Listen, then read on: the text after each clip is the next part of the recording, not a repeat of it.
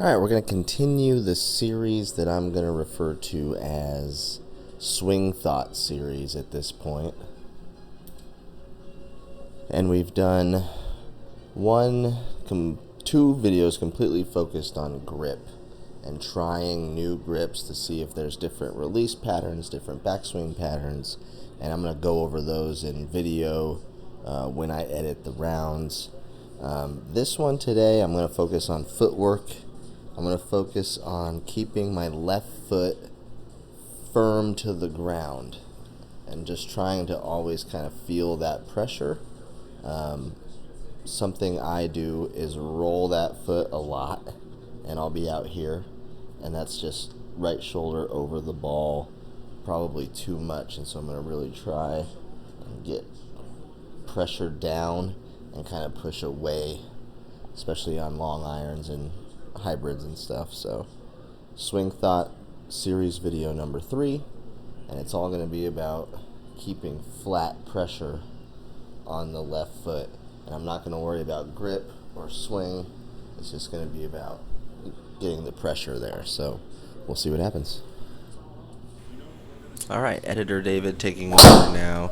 What I did not know about Berry Hill is, besides it's by an airport, which they're making abundantly clear by flying an airplane over your head every 10 seconds, is that it is a 9-hole course. So if you're looking for a new 9-hole course in GS Pro, near the top of the alphabet, maybe, you can try out Berry Hill. It's very nice. We have some really nice trees and visuals and hills, and not a plain course. It's got a lot of character, which I like. Now, foot pressure. Let's get to the task at hand. Trying to keep my left foot pushing down on the ground and not letting it roll, so that when the swing is coming into contact, it actually posts. And it looks like I have a much more athletic type stance, like I'm guarding somebody. I did hit a lot more fades this way, like getting my left hip out of the way maybe was not as easy if I stayed on top of that and posted. You can see the left foot doesn't move, and I got some fades like this, but manageable fades, of course. And we're going to see here as we go through Berry Hill kind of how that focus on balance and staying on top of that foot translates to some of the numbers that we get here on the Garmin. What I will notice is that the swing looks good. Like, it's a good looking swing, and it looks balanced, and I think if we can square up the path a little bit, that might be onto something with focusing on that front leg posting right before impact. And here we go, 201, trying to cut the corner a little bit. That's really high and not even close.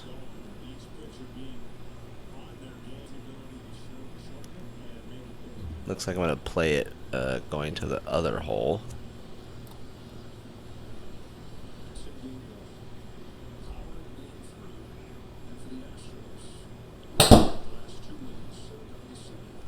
And I really liked the footwork right there on that chip. It looked like a very controlled 0-degree club face. Everything about that I like. 124, this should be like a pitching wedge or 9-iron. And just trying to play the fade now. And really got a hold of that one. 145. So seeing some benefits if I can time that pressure right. And if you watch a lot of YouTube golf, which if you're watching my channel you definitely do, oh, I finally got a roll into the circle last inch. You'll see a ton of channels with the force plates, and they measure people's force on each foot as they swing and try and compare it to the best golfers in the world and the longest hitters in the world. And when they push down on the floor with each foot, and they make a big deal about how much your foot is going into the ground, because at the end of the chain you push into the ground, and that allows whatever you're doing with your body and hands to get a little more force. If you were just floating and you tried to swing, for instance, it would be very slow and not stable. But if you're grounded, and it's actually a pretty good drill to like ground both feet and just kind of swing around your torso. Here trying to hit a draw from that position, and able to do just that. So actually playing some pretty good golf with this swing thought. The previous swing thoughts on grip did not result in very good golf at all. It resulted in me learning a little bit about my backswing and about what a weak grip does to my golf shot, but it did not work out very well. Here coming up short, I looked at it like I heeled it a little bit.